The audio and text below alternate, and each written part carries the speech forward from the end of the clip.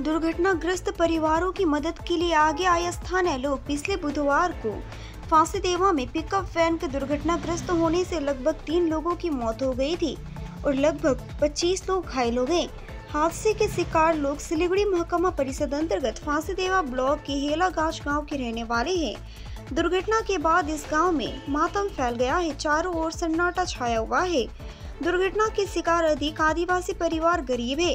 संकटग्रस्त परिवार का प्रत्येक सदस्य दिहाड़ी मजदूरों और चाय बगान श्रमिक के रूप में काम करता है। उन्होंने सभी से मदद की गुहार लगाई है। वे लोग वित्तीय सहायता चाहते हैं। इसी बीच स्थानीय निवासियों ने उस गांव के पीड़ित लोगों के परिवार को चावल, दाल, आलू और विभिन्न खाद्य सामग्री सौंपी। सिलीगुड़ी महकमा परिषद के कार्यकारी अधिकारी एनुल हक, फांसीदेवा क्षेत्र प्रमुख अनिमा रॉय, पंचायत सदस्य एमडी अब्दुल और प्रमुख समाज सेवी संतोष कुमार रॉय और अन्य कई व्यक्ति उपस्थित थे।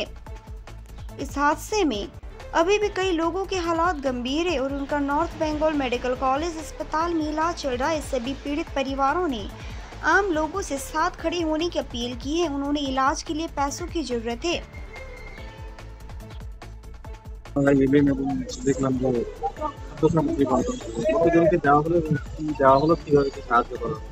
আপনারা সকলেই জানেন যে গত 15 তারিখে এই হালাগঞ্জ থেকে বৌভাত খাওয়ার জন্য যে রওনা হয়েছিল, রওনার ফলে গাড়িটা দুর্ঘটনায় ক্ষতিগ্রস্ত হয় এবং 3 জন মারা যায় এবং প্রায় 15-20 জন আহত অবস্থায় এখনো মেডিকেল কলেজে চিকিৎসাধীন।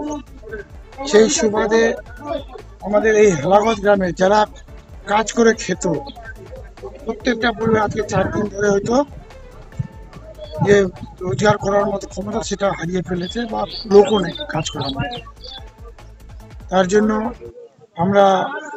আমি এবং আমাদের সন্তোষবাবু তথা আমাদের আনুষঙ্গে আরো অনেক সহযোগী আছে, সকলেই মিলে আমরা হয়তো সামান্য কিছু একটু আহারের ব্যবস্থা করেছি, যে শুকনো আহার, এটা আমরা আজকে স্থানীয় নেতৃত্ব, পঞ্চায়েত প্রধান, পঞ্চায়েত সমিতি থেকে শুরু করে সকলে মিলে একটা ছোট্ট অনুষ্ঠান করে আজকে আমরা দিলাম।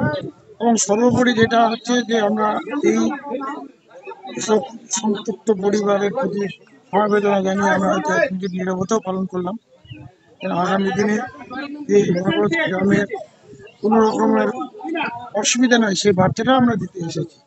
কারণ 15 তারিখে দুর্ঘটনার পরেই প্রায় 4:30-5টার দিকে আমাদের বর্তমান রাজ্য সরকারের নয়নমণি আমার মুখ্যমন্ত্রী মমতা ব্যানার্জি একটা মেসেজ আছে যে পাশে গিয়ে দাঁড়াতে হবে।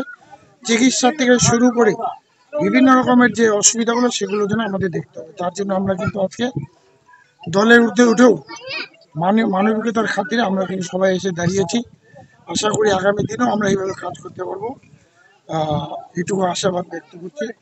আর আপনারাও পাশে আছেন, বিশেষ করে সংবাদ মাধ্যম যে সত্য ঘটনা প্রকাশিত করেছে, এর জন্য সংবাদ মাধ্যমকে আমি ধন্যবাদ জানাবো। ধন্যবাদ।